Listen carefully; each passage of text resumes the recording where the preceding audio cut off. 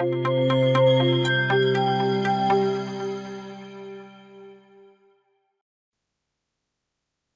bonjour mes très chers abonnés, bienvenue dans cette nouvelle vidéo YouTube. Ici c'est encore Jordan Kamankoe. Aujourd'hui on va commencer une étape aussi très importante. Ici cette étape demande beaucoup de concentration et il faut pas faire d'erreur bien sûr parce que ici c'est le remplissage des formulaires.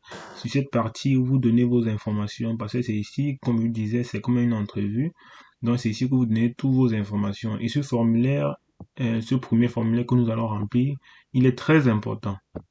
Très important même. Donc, qu'est-ce que vous allez faire? On va commencer. On a trois formulaires à remplir. On a le 1294, IM 5257 et IM 5645. Donc, je vais faire trois vidéos dessus pour chaque formulaire et je vais vous montrer étape par étape comment remplir les différents formulaires. Comment est-ce qu'on va faire? On va commencer par la 1294. Ici, je pense, c'est le plus long formulaire à remplir et c'est celui qui demande le plus d'informations personnelles. Donc, ici, pour remplir ça, je vous conseille d'avoir en main votre passeport, votre lettre d'admission et votre CAQ. Dans ces trois documents, vous devez l'avoir en main et peut-être votre acte de naissance parce que vous allez devoir prendre des informations à l'intérieur de ces documents. Alors, sans plus tarder, on va commencer. Ici, comme prérequis, je considère que vous avez déjà téléchargé Adobe Acrobat pour pouvoir ouvrir IM1294, ce formulaire. Comme je vous le disais tantôt, ces formulaires ne s'ouvrent pas avec des navigateurs. Ça s'ouvre juste uniquement avec Adobe Acrobat Reader. Sur ça, sur la vidéo précédente, je vous ai montré comment télécharger et installer cette application et comment ça fonctionne. Si vous n'avez pas encore vu la vidéo, allez juste voir la vidéo sur comment installer Adobe Reader pour le visa au Canada. J'ai fait une vidéo dessus. Allez juste dans mes playlists, vous allez voir la vidéo. Sans plus tarder, nous allons commencer. Pour le faire, vous venez juste ici, vous faites un clic droit, vous faites sur Open with Adobe Acrobat Reader. Et on patiente un peu pour que ça s'ouvre. C'est une application qui perce, donc ça prend un peu de temps pour s'ouvrir. Alors voici ça qui s'est ouvert. Alors c'est comme ça que se présente Adobe Acrobat Reader. Si vous voyez bien. Attendez, je ferme ça. C'est comme ça que se présente Adobe Acrobat Reader en fait. Donc voici l'interface.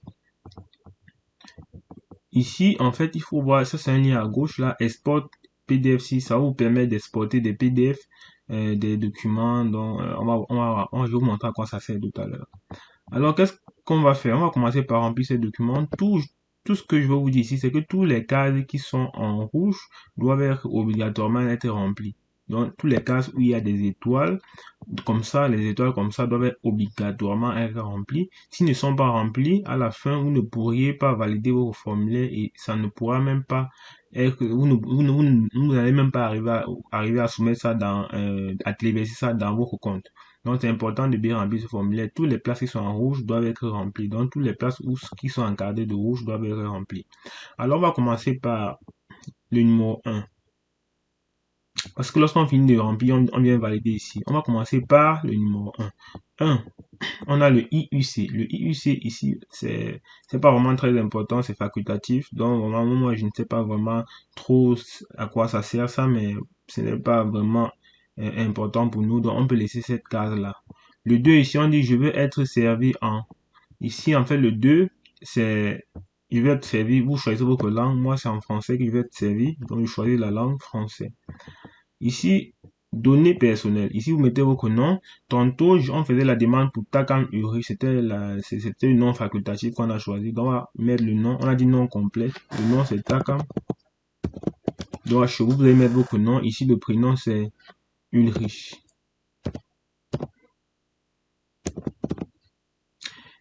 2. Avez-vous déjà utilisé un autre nom pseudo? Vous mettez un pseudo. Non, si vous avez un pseudo que vous avez utilisé, vous mettez ici. Si vous n'en avez pas, vous laissez, c'est pas obligatoire cette case. Et ici, maintenant, on dit, en fait, lorsqu'on dit avez-vous déjà utilisé un autre nom, ici, si c'est oui, tu seras obligé de remplir la case en bas. Mais si c'est non, la case du bas ne sera pas obligatoire. Vous voyez, ça a disparu parce que tu as dit non. Donc, t'as rien à mettre ici, en fait. Donc, tu mets non. Si c'est oui, tu mets oui et tu indiques le nom ici en bas. Ok, on continue. En troisième position, on a quoi? On a le sexe. Vous mettez votre sexe, juste là comme un masculin, c'est un masculin, il est un homme donc c'est masculin. Ici en bas, il y a la date de naissance. Ici c'est l'année, peut-être il est né en 2000. Mois, il est né en janvier 01. Et jour, c'est le 27. Ouais, ouais, ça c'est son année. Le lieu de naissance, on met peut-être Bafang. Ça c'est son lieu de naissance. Et à vous de mettre le vôtre, c'est pas chez vous, c'est quoi. Vous mettez votre lieu de naissance. Ici, territoire. Ici, le territoire, je vais mettre Cameroun. Mais à vous de voir c'est quoi votre territoire et de mettre chez vous. Je vais mettre chez moi Cameroun. Citoyenneté, donc ça veut dire que c'est un Camerounais tout simplement. Donc, juste comme c'est un Camerounais. Donc, je viens tout simplement là, je descends, je scroll un peu, je descends sur C, Cameroun. Alors, voici Cameroun, je clique juste dessus, Cameroun. 7 pays ou territoire de résidence actuelle. Maintenant, si vous êtes Camerounais et vous résidez toujours au Cameroun, vous mettez Cameroun ici. Mais si vous résidez dans un autre pays, je sais pas, si vous résidez peut-être en Tunisie, en Égypte, mais vous pouvez mettre. Mais moi, je réside au Cameroun actuellement. Attendez, je cherche Cameroun. Ok, Cameroun, ok. Statut. Bon, ça, c'est si tu es au Cameroun, tu mets tout simplement Cameroun. Mais si tu es dans un autre pays, tu mets... parce que si c'est moi personnellement qui remplissais ça, moi j'allais mettre Canada parce que c'est le pays où je me suis actuellement. Mais si toi tu es au Cameroun, tu mets Cameroun. Si tu es au Bénin, tu mets Bénin. Si tu es au Maroc, ça dépend de toi. Ton statut c'est quoi? Moi, il est citoyen, puisqu'il est au Cameroun, c'est un Camerounais, il est citoyen. Voilà. Si toi peut-être tu es en Tunisie, si tu es peut-être si tu as la nationalité camerounaise, mais et que tu es en Tunisie, tu vas mettre pays actuel Tunisie et ce que tu vas mettre ici, au lieu de mettre citoyen, tu vas peut-être mettre visiteur, tu vas mettre étudiant si tu es là-bas pour étudier, tu vas mettre visiteur si tu es là-bas pour visiter, ça va dépendre de toi. Ok, donc c'est bon, on continue. Le 8, on scrolle vers le bas.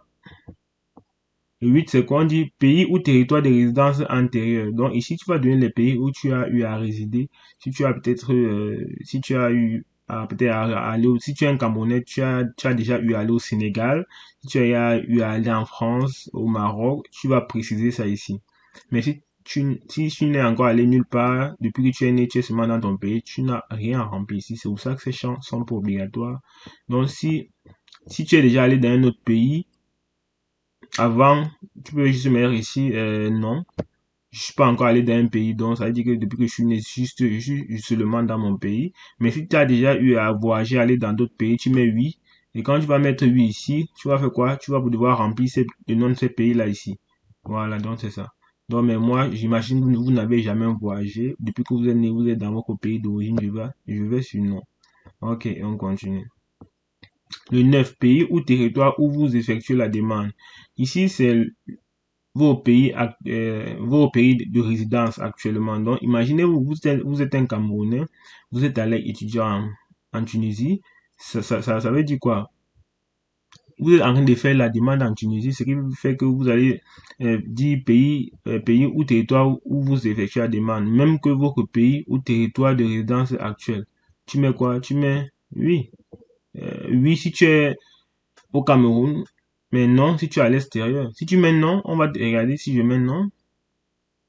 Si je mets non, on va me demander de remplir cette case pour dire dans quel pays je me trouve. Est-ce que vous comprenez? Donc, si je suis Camerounais et que je suis au Cameroun, on me dit même que votre pays de territoire de résidence actuelle. Je mets oui, parce que je suis Camerounais et je fais ma demande au Cameroun, donc c'est oui. Mais si je suis d'un autre pays, comme peut-être le Gabon, d'un autre pays en fait qui est différent de mon pays, je dois mettre non et je dois préciser le nom de ce pays-là ici. Donc c'est un peu ça. Donc ici je vais mettre oui, j'imagine que vous êtes dans votre pays d'origine. Donc vous mettez juste oui. Le 10, état matrimonial. Donc vous me dites ici si vous êtes célibataire, marié, tout ça. J'imagine que vous êtes célibataire. Vous mettez ici célibataire. Et maintenant, si vous êtes marié, on va vous demander de fournir le nom de votre époux ici. Ça, c'est pour les mariés. Donc, c'est tout pour eux ici. Voilà. Ici, vous descendez encore. Ok.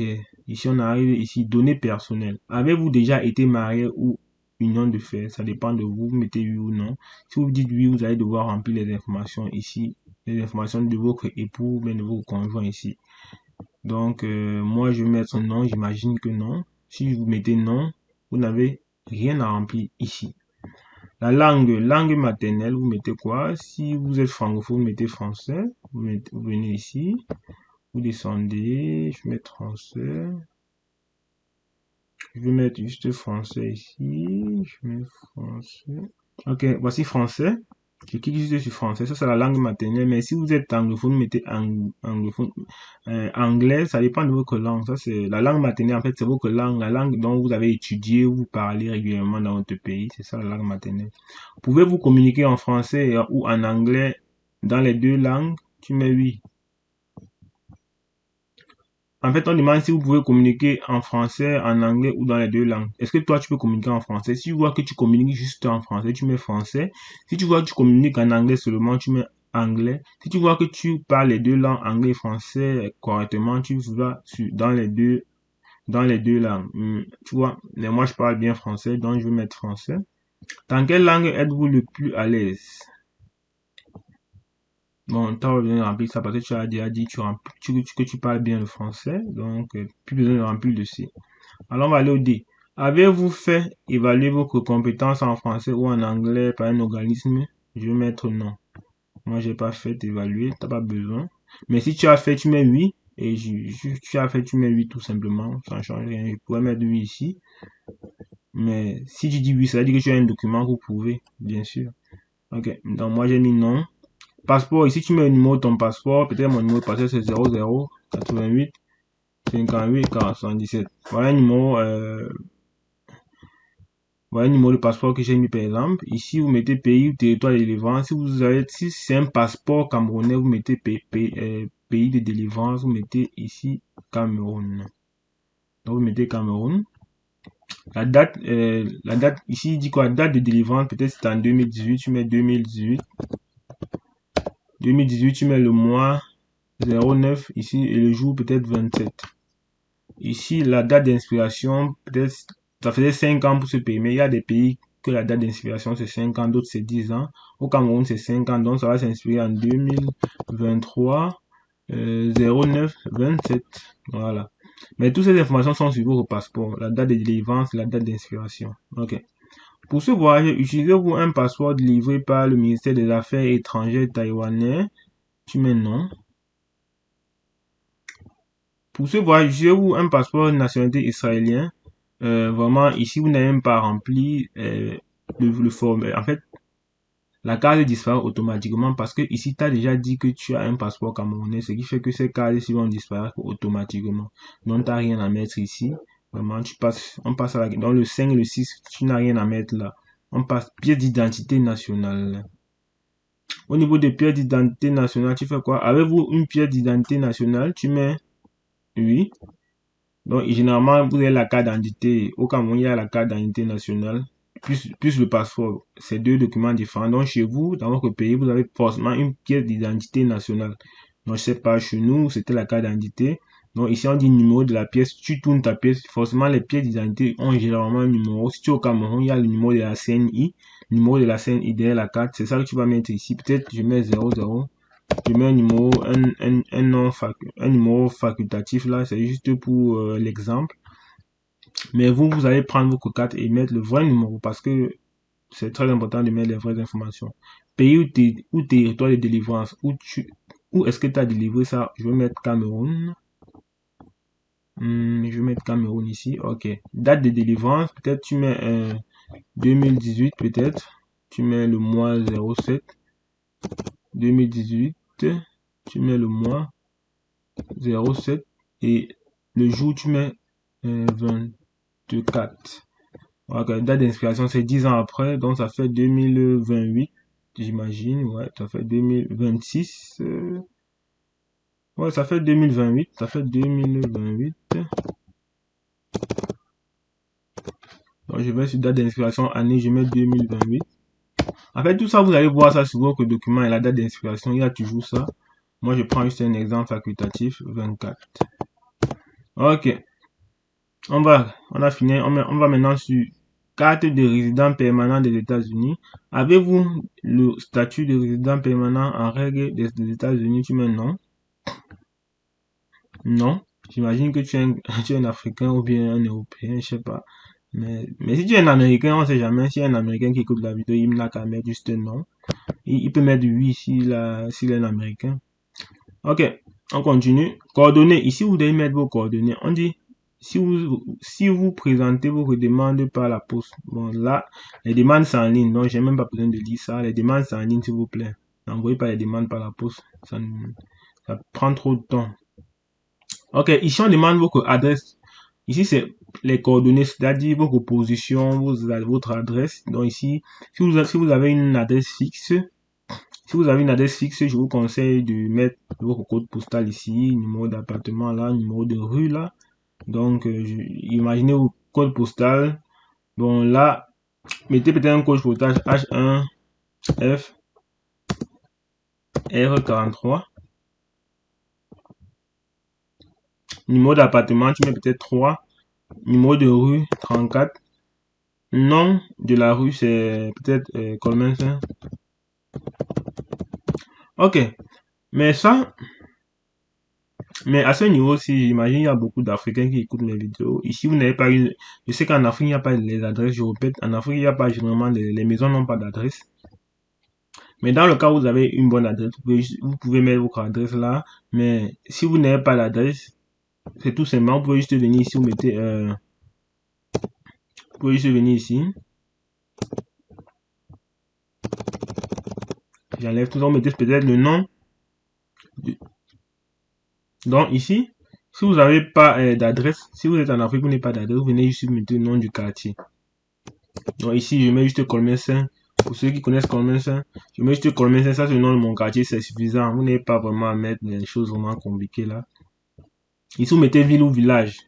Ici, ville ou village, vous pouvez mettre Yaoundé. Là, vous commencez à remplir normalement. Pays, vous mettez Cameroun.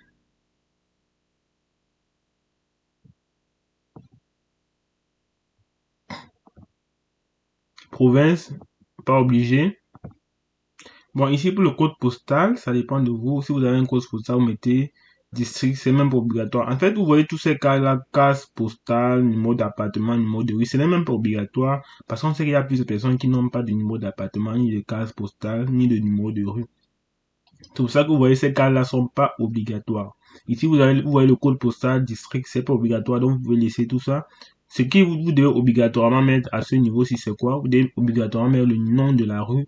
Ici, comme nom de la rue, si vous n'avez pas une rue qui a un nom, vous mettez juste le nom du quartier, vous passez. La ville, vous mettez la ville dans laquelle vous vous trouvez. Le pays, vous mettez. Bon, nous sommes à ce niveau ici. Le 2, ici, on demande adresse de domicile identique à l'adresse postale. Dans le premier cas, on a eu à remplir l'adresse postale. L'adresse postale actuelle. Donc, on a eu à mettre le nom du quartier, le nom de la ville et le pays. Maintenant, le 2, c'est l'adresse du domicile. On vous demande, est-ce que votre adresse de domicile est identique à l'adresse postale? Si c'est identique, vous mettez oui. Si vous mettez oui, ici, tous les cas du bas vont disparaître, c'est-à-dire vous n'aurez plus besoin de mettre des informations. Mais si vous mettez non, pour dire que c'est deux adresses différentes, vous allez devoir mettre la nouvelle adresse ici en fait. Moi, j'imagine que l'adresse postale actuelle est la même que votre adresse de domicile, donc vous mettez oui. Vous mettez juste oui, ça disparaît là, c'est bon. On demande maintenant le numéro de téléphone. Si vous êtes aux États-Unis ou au Canada, vous cochez d'abord ici. Mais si vous êtes d'un autre pays que les États-Unis ou au Canada, vous cliquez sur autre. Ok, vous parlez type. Ici, on parle de type de numéro. C'est-à-dire, est-ce que c'est votre numéro de travail? Est-ce que c'est le cellulaire? Est-ce que c'est la résidence? Donc, peut-être, mettons le cellulaire. Indicatif du pays. Ici, c'est le Cameroun, tu mets 237. Bon, les autres pays, je sais pas, mais vous mettez votre indicatif là. Le numéro de téléphone, peut-être, tu commences là, 6, 55, 52, 43, 77. Voilà un exemple de numéro que j'ai mis. Le poste, non, pas besoin de mettre de poste, c'est pas important. Ici, si tu as un autre numéro là, tu mets le deuxième numéro. Mais je vous conseille généralement de mettre deux numéros, on ne sait jamais. Si on doit vous appeler, si un ne passe pas, l'autre va passer. Donc, vous pouvez mettre le numéro de vos parents ici, de votre père, de votre mère, au cas où, on ne sait jamais. On va continuer au 5. Le 5, numéro de télécopieur, ça, pas besoin de mettre ça, vous pouvez laisser. Ici, adresse électronique, c'est très important. C'est-à-dire votre mail. Donc ici, peut-être vous allez mettre jocam 13@gmail.com. Donc ici, vous mettez votre adresse électronique, c'est très important. À ne pas oublier, s'il vous plaît. Voilà. Maintenant, on va continuer. Détail des études prévues au Canada. Donc ici, tu vas utiliser ta lettre d'admission ici. Donc c'est ici que tu vas donner l'ensemble des détails sur sur ton université, sur les études que tu es venu faire au Canada. Donc ici, on va dire nom de l'école. Ici, le nom de l'école, si tu as été admis à l'université Laval, peut-être tu vas mettre Université Laval.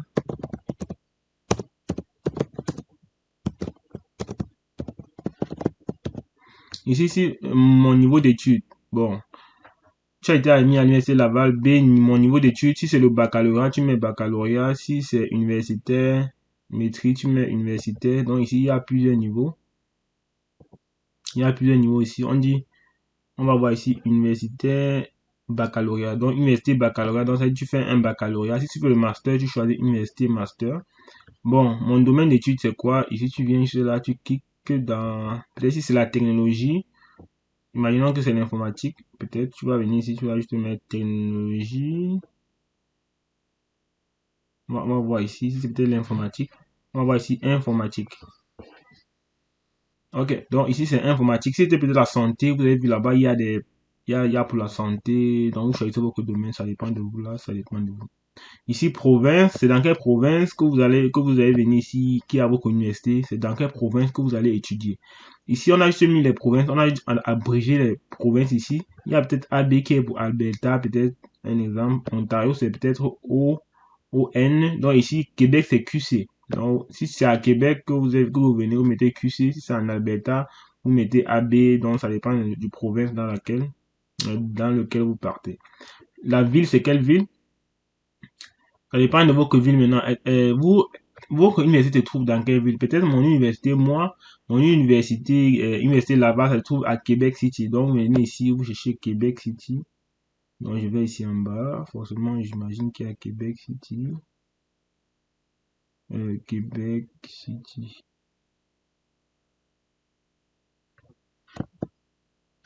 Ok, ça fait Québec City. Voilà. Quand je mets Québec QC, donc ça c'est Québec City. Ouais, alors, je suis en train de chercher là. Peut-être si pour ceux qui ont eu l'admission à l'université de Rimouski, vous allez voir ici, voici Rimouski ici peut-être, vous voyez Rimouski, ville de Rimouski, mais moi je suis à Québec City, donc je mets Québec City et je mets sur Entrée. À l'adresse, c'est très simple, vous allez, vous trouvez l'adresse, vous partez sur le net, vous partez sur Google, vous tapez adresse de l'université Laval ou bien adresse de l'université de Québec à Rimouski, on va vous donner l'adresse, vous copiez, vous venez mettre ici. Donc peut-être je mets une adresse, peut-être une adresse comme ça, 120 77 rue de l'université.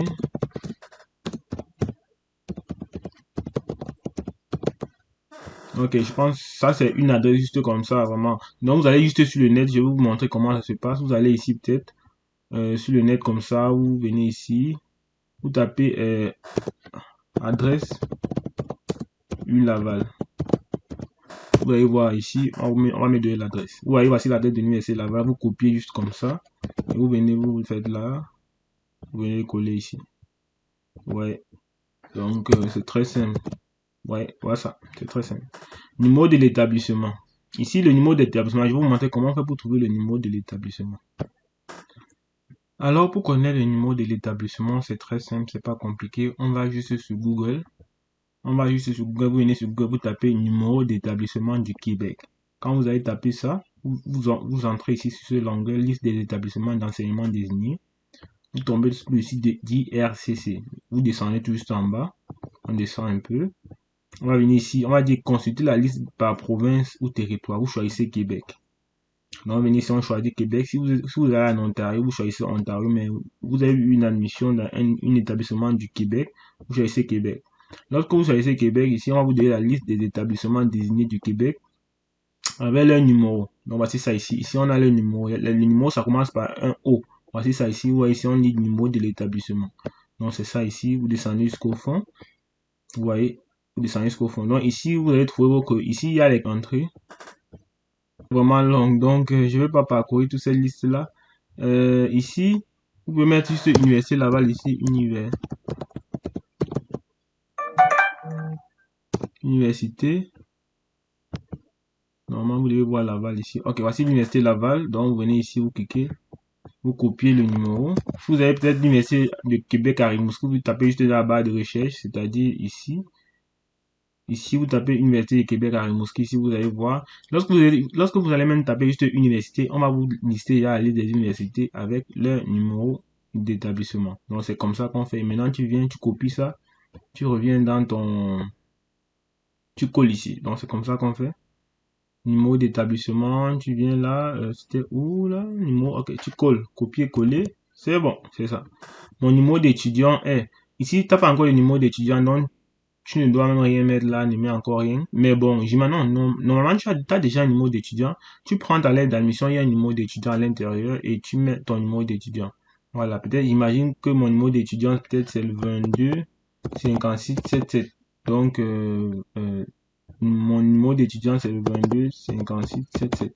Donc, voilà mon numéro d'étudiant. Mais si tu as lettre d'admission, il y a le numéro d'étudiant, tu prends ça sur ta lettre d'admission, il y en a.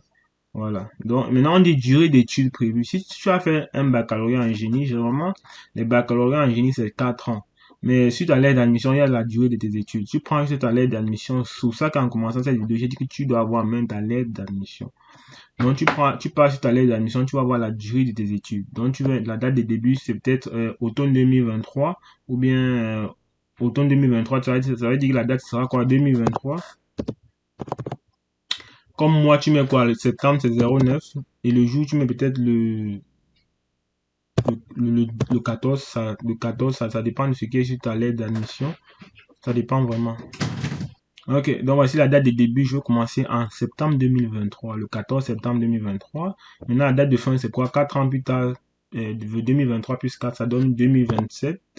Mais tout ça est sur ta lettre d'admission. Et tu checkes ça juste sur ta lettre d'admission. 09 14. Voilà. Si tu as lettre d'admission, il y a la date de début, date de fin, tu copies c'est ça, tu mets là. On dit maintenant le coût des études sera ici, c'est les coûts de, quand on parle de coûts d'études ici, c'est le coût d'études en une année. C'est-à-dire, généralement, c'est entre 20 et 24 000. Donc, sur ta lettre d'admission également, il y a le coût de tes études en une année. Mais ici, je veux considérer peut-être, à l'université là-bas, c'est 24 000. Donc, on va mettre 24 000 ici.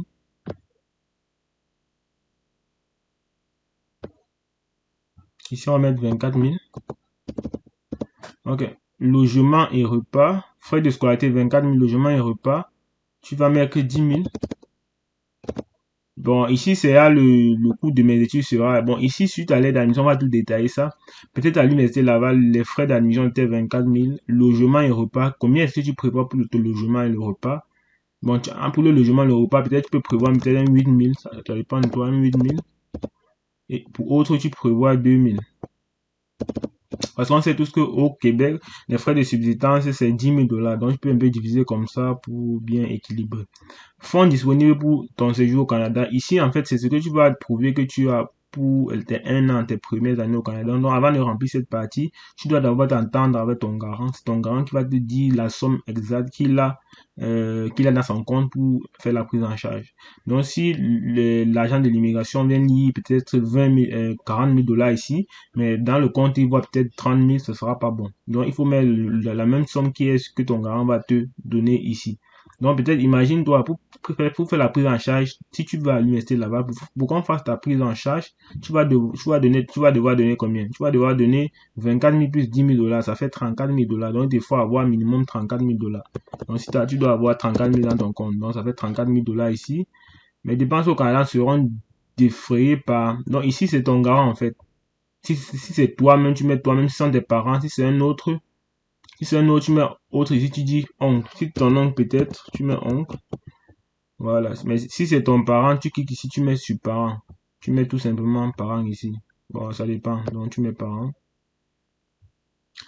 Si vous avez moins de 17 ans, vous devez compléter le formulaire de déclaration de gardien. Non. Moi, j'imagine que tu as plus de 17 ans, que tu es en Afrique et que tu as plus de 17 ans, bien sûr. Donc, on passe dessus. Scolarité. Avez-vous reçu une éducation postsecondaire, y compris à l'université? Ici, maintenant, on te demande si tu as eu à recevoir une éducation postsecondaire. Ça veut dire quoi ici? Si tu as eu à fréquenter après ton baccalauréat, en fait. Parce que après le secondaire, est-ce que tu as eu à aller à l'université, en fait? C'est ça qu'il demande ici. Est-ce que tu as fait l'université après ton bac dans ton pays d'origine? Si c'est oui, tu mets oui là. Et tu mets de telle année en telle année. Si c'est de 2008 en 2000, peut-être si c'est de 2018 en 2022, tu mets ici de 2018 en 2000, de 2018, peut-être le mois de septembre, tu mets 09. Tu mets le domaine, si c'est l'informatique, tu mets informatique, tu mets le nom de l'école. Ah, ici c'est la date de fin, tu mets ici également l'année et le mois, tu mets ici. Donc c'est un peu juste ça ici. Ça c'est pour ceux qui ont fait l'université après le secondaire. Mais imagine que toi tu viens d'avoir ton bac, donc je vais aller sur non. Si tu viens tout juste d'avoir ton bac, t'as pas à mettre oui là, tu mets juste non. Et quand tu vas mettre non, tu n'auras pas besoin de remplir les cases. Ok, on va continuer tout de suite. Maintenant, ici, on va parler d'emploi. Donnez les détails sur votre situation d'emploi pour les 10 dernières années, compris si vous avez occupé un poste au gouvernement. Maintenant, ici, c'est pour les emplois, pour ceux qui ont, ça c'est pour ceux qui ont fini de même de fréquenter au pays jusqu'à ils ont même travaillé. Donc, si vous avez eu à travailler au pays, vous allez préciser ça ici. Vous allez mettre ici l'année. Est-ce que vous comprenez? Ici, vous allez mettre l'année et le mois. Voilà. Donc ici, qu'est-ce qui se passe? Ici, ce sont les cases. Imaginez, regardez bien, la première case est obligatoire. Est-ce que vous voyez? La première case est obligatoire. Donc, qu'est-ce que vous allez faire ici? Vous pouvez juste mettre, si vous n'avez pas encore travaillé en fait, donc vous mettez juste peut-être de 2018 jusqu'en 2022, on met activité, vous mettez études. Vous mettez ici études. Parce que c'est une case obligatoire, il faut que vous mettez obligatoirement quelque chose. Soit vous mettez même vos études, soit vous mettez un stage que vous avez eu à faire. Est-ce que vous comprenez? Donc ici, vous pouvez mettre stage, pour qu'on sache que vous n'avez pas encore travaillé. Mais si vous avez déjà eu à faire un truc, vous pouvez le mettre là. Mais si vous êtes étudiant, vous n'avez pas encore eu à travailler, vous pouvez juste mettre stage ici. Et vous mettez l'entreprise dans laquelle vous avez fait le stage. Peut-être je l'ai fait à ABS Télécom. Je l'ai fait à ABS Télécom. Je mets sur là ABS Télécom. Peut-être c'était le compte, c'était peut-être de 2020. Le mois de septembre 09 à la date de fin c'était 2020. Peut-être 3 mois, je mets 011. Non, 012. 12 d'ici. Ok. Voilà, c'est ça un peu. Ville, on me demande la ville, c'était peut-être à Yaoundé. Pays, c'était quoi? Pays, c'était quoi? Le Cameroun. Donc, vous mettez dans lequel pays vous avez fait ce stage. Cameroun. Non, je mets juste Cameroun ici. Ok, donc c'est tout. Donc, en fait, qu'est-ce qui se passe ici? Si vous avez déjà eu à faire un emploi, vous mettez le nom de votre emploi là. Parce que cette case est obligatoire. Mais si vous n'avez pas encore eu à faire d'emploi, il ne faut pas mentir. Parce que si on vous demande une preuve, il faut que vous réussissiez à prouver, à montrer cette preuve. Mais si vous êtes juste étudiant, vous pouvez mettre juste ici, vous mettez un stage que vous avez eu à faire. Donc, vous voyez, vous mettez un stage que vous avez eu à faire, ça passe aussi. Voilà. Et si vous n'avez pas encore eu à faire de stage, vous mettez juste études. Vous mettez peut-être vos études pour secondaire, juste donc vraiment, il n'y a vraiment rien là. Le reste, vous pouvez laisser. Mais ça, c'est si vous avez si vous avez eu à faire plusieurs emplois, vous mettez le deuxième emploi ici. Si vous avez eu à faire 3 emplois, vous mettez les 3 emplois ici, en fait. Ce sont les espaces supplémentaires. C'est tout ce que je peux dire ici. Ok. Antécédent. Donc, ça, c'est si vous avez eu à faire des crimes dans votre pays d'origine. On dit, au cours des 2 dernières années, avez-vous ou un membre de votre famille a eu la tuberculose ou était en contact étroit avec une personne qui a la tuberculose, tu mets non. Non. Avez-vous un trouble physique? Tu mets non. On passe. Ici, c'est antécédent. Ensuite, êtes-vous resté au Canada après l'expiration de votre statut? Tu mets non. Avez-vous déjà fait une demande pour entrer au Canada ou demeurer au Canada? Tu mets, bon, ici, si c'est ta deuxième demande, tu mets oui, j'avais fait une demande. Si tu mets oui, on va te demander de donner les détails ici. Mais si c'est ta première demande, tu mets juste non. Ok. Avez-vous déjà fait une demande pour entrer au Canada? Tu mets non. On dit ici que si vous répondez oui, les questions 2A, 2B ou 2C, veuillez fournir les détails. Donc, dans ça, au cas où si tu réponds oui à l'une des questions ici, tu vas devoir fournir les détails dans cette case ici. Mais comme on a répondu non, non, non, bon, on va continuer.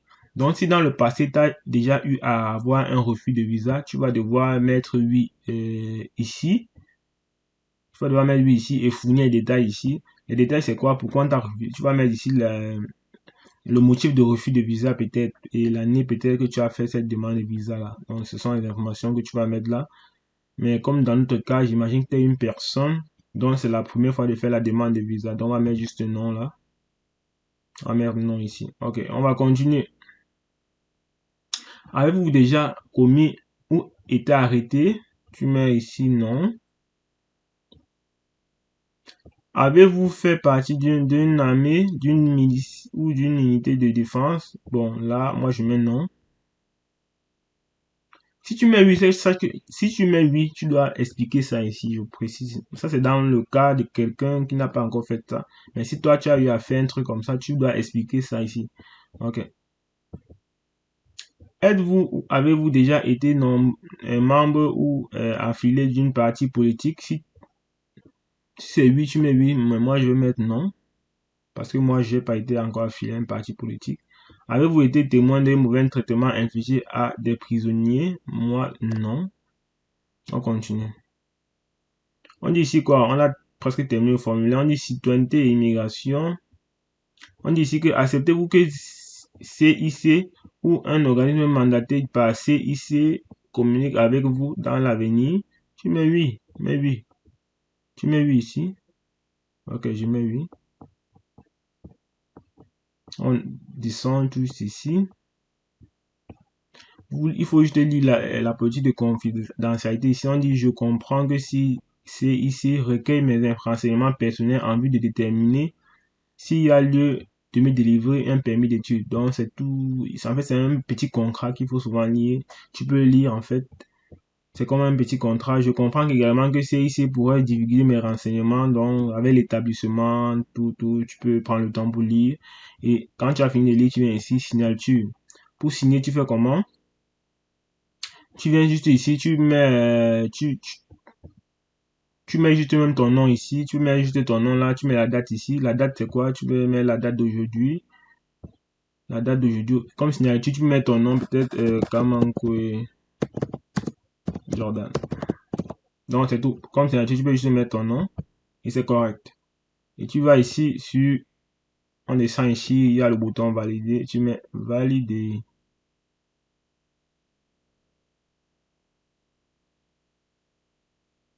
Quand je valide, on m'indique une erreur. Voilà, vous voyez, lorsque vous validez, il y a une erreur, vous voyez. Lorsque vous validez, il y a une erreur, ça ne peut pas prendre. On me dit qu'il y a une erreur dans le format de nom ici. Vous voyez? Parce que j'ai mal écrit le, le jour. J'ai mis 14 024. Il n'y a pas un jour 14 024 dans le calendrier. Donc, ils ont bloqué.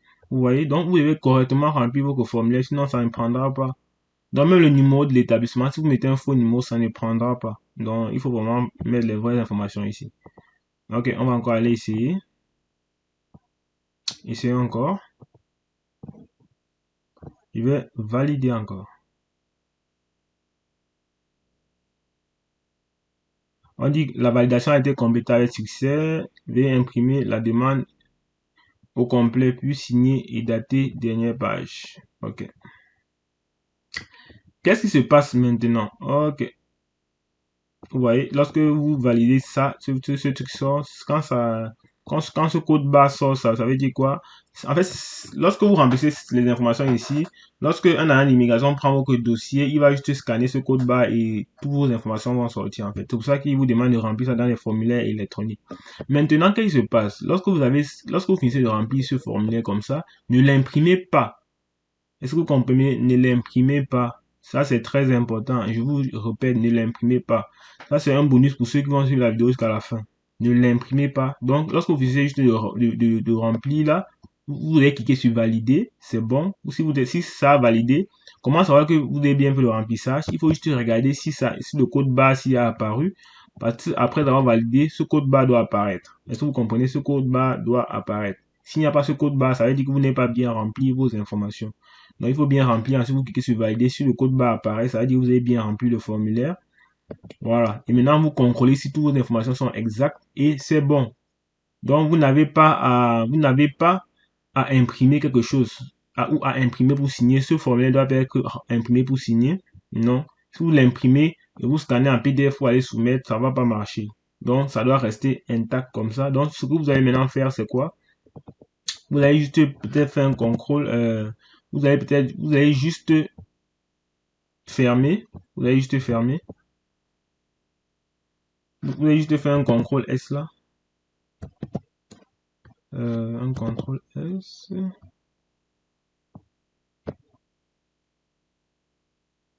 Ok, on fait Save.